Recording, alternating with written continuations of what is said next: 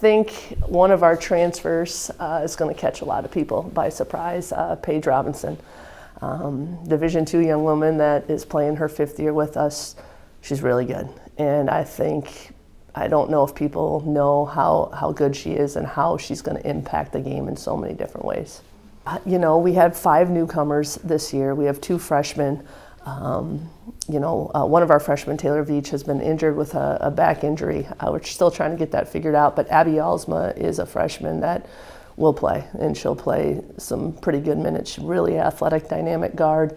And then we have 2 junior college transfers, and we've always done really well with the junior college players. Deja Smith, 6-foot guard who can do a little bit of everything. We never like to compare our players. There's parts of her game that remind me of Juju, but she's very different from Juju. And then Tashana Wright-Gaskins she's a Power 5 athlete. We've never, we've never had an athlete like her. She's tough. I mean, she's going to do all the dirty work for our team, but they're very different, but they complement each other really well. And what I love, they're complementing our returners very well. So it's been fun trying to piece it all together. This is by far our deepest team, and I know at this time a lot of coaches will talk about their depth, and it's interesting as you get in the season. It seems like that bench shrinks, but I don't know if our bench will really shrink this year. We can go at least 2 deep in every position, and that's what I'm really excited about. We haven't had that luxury in the past. We've really put a huge point of emphasis on 2 things, rebounding, which we were not very good last year, and I'll be completely honest with that.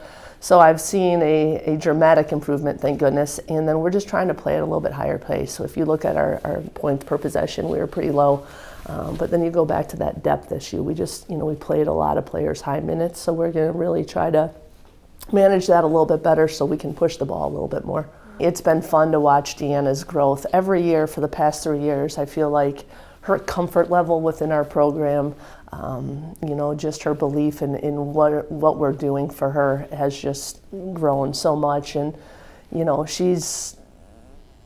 I think what Deanna wants is to become the most complete player. She just doesn't want to be necessarily a back-to-back player. She's really worked on her handle. She's worked on her outside shot and just her leadership. I think she wants to be, that player that you can count on. We had 2 phenomenal leaders in Kale Newland and Juju, and it's a big issue. Like, we have to fill that gap, and she's really stepping up to that. And then Mary's healthy, and which is huge, because if you look back 2 years ago, Mary had a heck of a year for us. And, Mary, from December on, she never practiced.